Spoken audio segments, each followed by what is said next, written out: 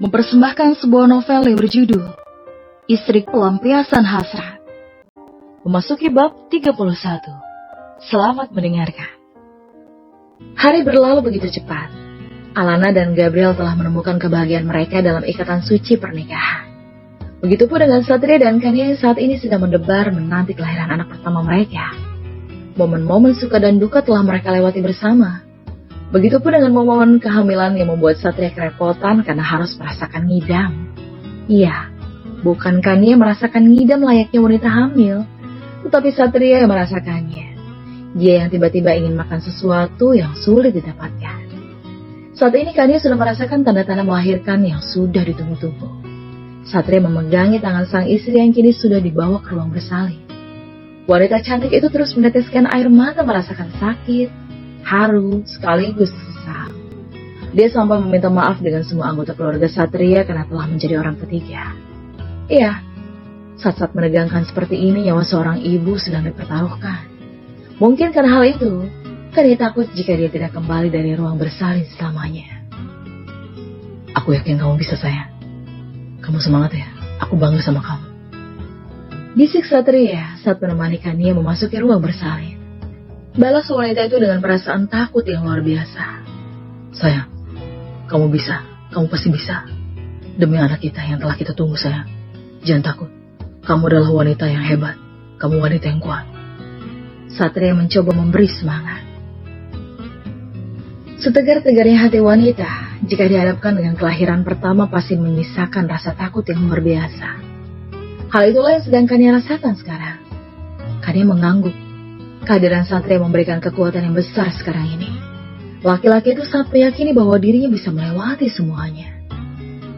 Dan akhirnya Kania berhasil melahirkan seorang bayi perempuan yang sangat cantik. Matanya persis seperti Satria, tapi bibir dan hidungnya seperti Kania. Bayi cantik itu digendong oleh Anna dan didampingi Alvaro yang sangat bahagia mendapatkan cucu pertama. Sementara Satria tampak bahagia dan bangga menemani istrinya yang masih lemas. Mau aku gendong ke kamar mandi? Tanya Satria saat istrinya terlihat tidak nyaman. Boleh deh mas, kayaknya aku harus ganti pembalut mas.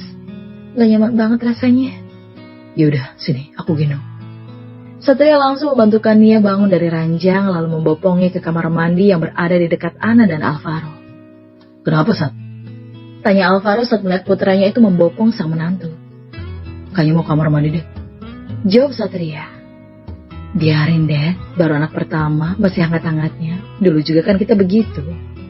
Saut Ana yang masih sibuk memandang wajah cantik cucunya.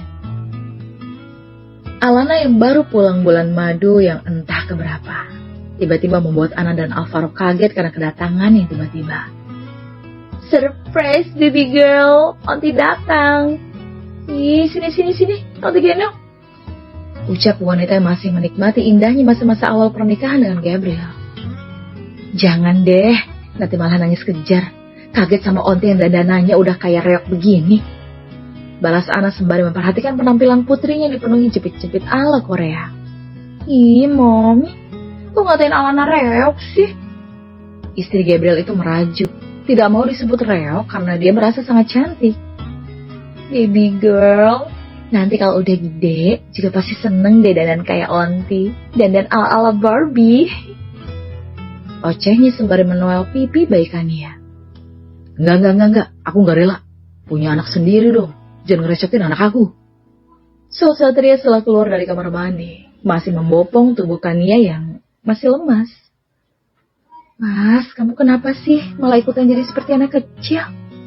Protes Kania dengan wajah cemberut. Satria dan Kania kembali ke ranjang pasien supaya Kania bisa beristirahat. Ya habisnya dia nyebelin. Jangan gitu loh mas, nanti kalau anak kita nyebelin dia gimana? Gak akan sayang, kamu wanita baik. Anak kita juga pasti akan sebaik kamu. Kemudian Satria membantu sang istri tiduran di ranjang, lalu mengecupnya dengan sayang. Aku mencintai mukanya. Aku juga mas. Terima kasih sudah kasih aku putri yang sangat cantik. Iya sayang, nanti kita bikin lagi ya, yang ganteng. Balas Satria yang sengaja menggoda istrinya. Hari berlalu begitu cepat. Seorang gadis kecil berusia 2 tahun sedang menggoyangkan tubuhnya meliuk-liuk mengikuti irama musik. Gadis cantik yang diberi nama Tanisa itu menirukan gerakan bibirnya yang sedang berjoget di depan televisi besar. Ya ampun, Alana. Nenek dari Tanisa berteriak kaget saat tahu cucu kesayangannya sedang diajarkan yang tidak-tidak oleh sang bibi. Bagaimana bisa Alana membiarkan Tanisa mengikuti gerakannya yang sedang berjoget mengikuti tren masa kini? Mami, Tanisa keren banget ya, bisa joget-joget gini. Balas Alana tanpa rasa bersalah sedikit pun. Dia mengajarkan keponakannya berjoget tanpa sepengetahuan kakaknya. Jika saja Satria tahu, maka bisa dipastikan laki-laki itu akan memarahinya habis-habisan. Alana, apa-apaan sih kamu? Tanisa itu masih kecil, jangan diajarin yang tidak-tidak. Mami Ana langsung mematikan musik dan menggendong Tanisa yang masih asik berjoget. Oma, no. Teriak Tanisa yang masih ingin berjoget seperti tantenya. Tanisa, jangan ikut-ikutan onti ya. Nanti Mami sama Dedi marah. Pinta Mami Ana yang tidak ingin cucunya terpengaruh oleh Alana. Nenek muda itu menyelamatkan cucu tunggalnya dari pengaruh buruk putrinya sendiri. Mami, mama papanya Tanisa itu kan lagi sibuk bikin adik buat Tanisa. Saut Alana sambil terkekeh geli. Mami Ana menutup telinga cucunya dengan tangan supaya tidak mendengar ocehan tidak penting yang keluar dari mulut Alana. Onti Lana, kalau ngomong gak pakai saringan sayang, jangan didengarkan ya. Kata Mami Ana sembari menggendong Tanisa menuju kamar orang tuanya. Setelah sampai di depan kamar putranya dan menunggu cukup lama, akhirnya si empunya kamar keluar juga.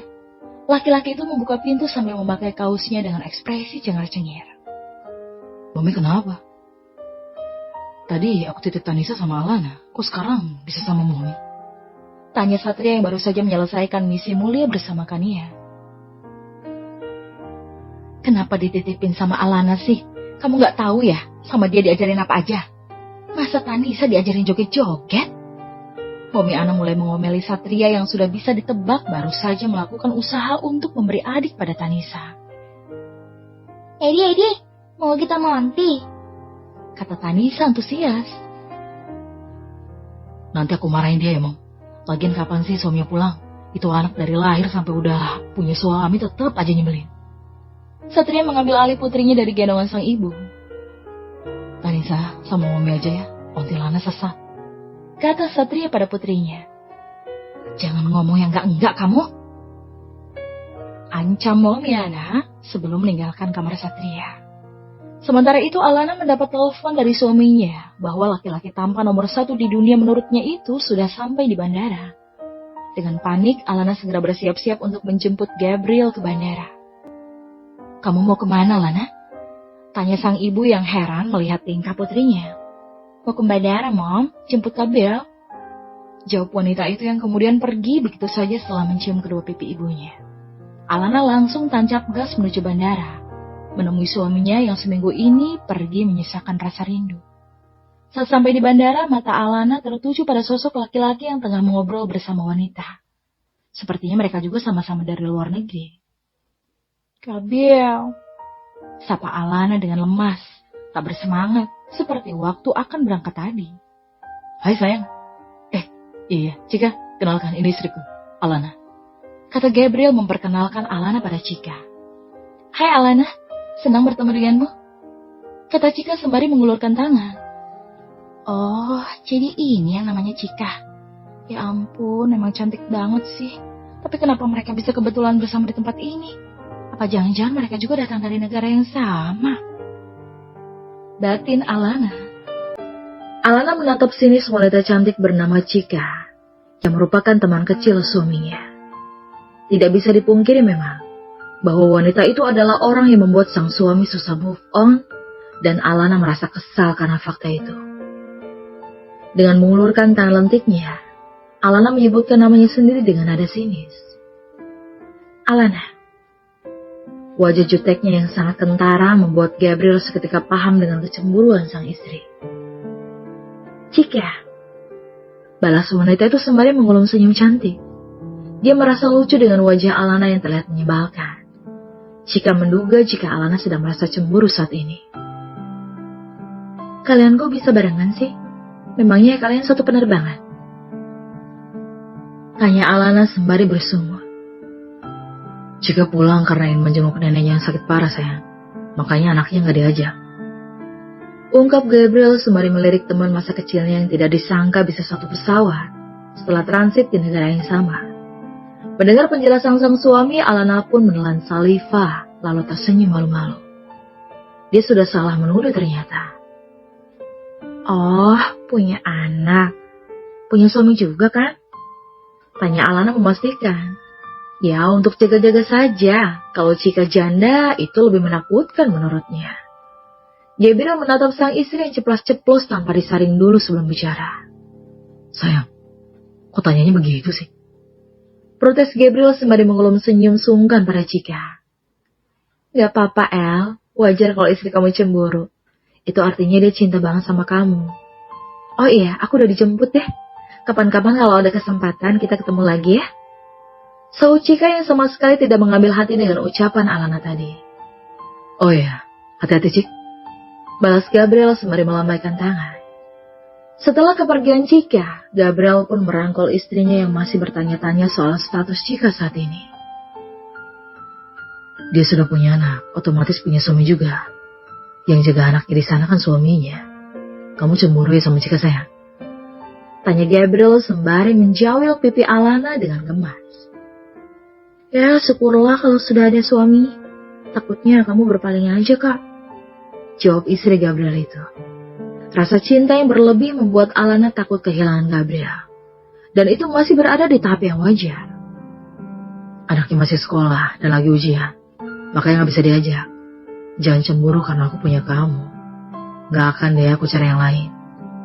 Balas Gabriel kemudian menggandeng tangan Alana untuk mengajaknya pulang. Kak, kayaknya aku juga yang cepat punya anak deh. Kata Alana saat mereka baru masuk ke mobil. Gabriel menatap sang istri dengan gelisah. Selama ini dia masih ingin menikmati masa bulan madu dengan istrinya itu sampai lupa jika mereka memang sudah seharusnya memiliki keturunan. Ya sudah, habis ini kita buat. Balas Gabriel sembari memainkan alisnya naik turun. Alana mengangguk sambil tersenyum yang diakhiri dengan kedipan mata menggoda. Sepertinya akan ada yang bertempur habis-habisan untuk mewujudkan impian mereka yang sengaja ditunda selama ini. Mobil yang dikemudikan Gabriel itu akhirnya meninggalkan bandara dan menuju rumah Satria yang lumayan dekat dengan bandara. Mereka sengaja mampir untuk mengambil beberapa barang milik Alana yang masih tertinggal di sana. Sampai di rumah Satria, ternyata rumah itu lumayan ramai karena Satria dan Kania sedang bermain dengan Tanisa, putri tunggal Satria dan Kania. Kabil, kita bikin yang kayak begitu ya, biar bisa cubit sama gigit pipinya dengan puas. Kalau Tanisa aku gigit, bapaknya pasti ngamuk. Kata Alana saat baru duduk di sofa bergabung bersama kakak dan iparnya. Ngomong apa kamu? Tanya Satria sambil mengangkat dagunya sedikit lebih tinggi. Apa sih, aku cuma mau bikin anak sendiri kok. Weh. Alana menjulurkan lidah mengejek sang kakak yang sebenarnya ingin marah. Gabriel, ajari istri kamu yang benar. Masa Tanisa diajak joget-joget? Kayak begitu kok, mau jadi ibu. Kasian banget anaknya nanti. Cibir Satria dengan ketus. Gabriel menoleh pada sang istri. Kok kamu begitu sih? Katanya mau belajar lebih dewasa. Tanya Gabriel dengan sorot mata kecewa. Aduh, gara-gara si kakak menyebalkan itu suamiku jadi marah kan? Nyebelin banget sih jadi abang. Dasar abang Satria sesat. Batin Alana. Novel Istri Kontrak Pelampiasan Hasrat telah tamat. Terima kasih buat kamu yang sudah mendukung novel ini ya. Sampai ketemu lagi di novel yang berikutnya. Dah.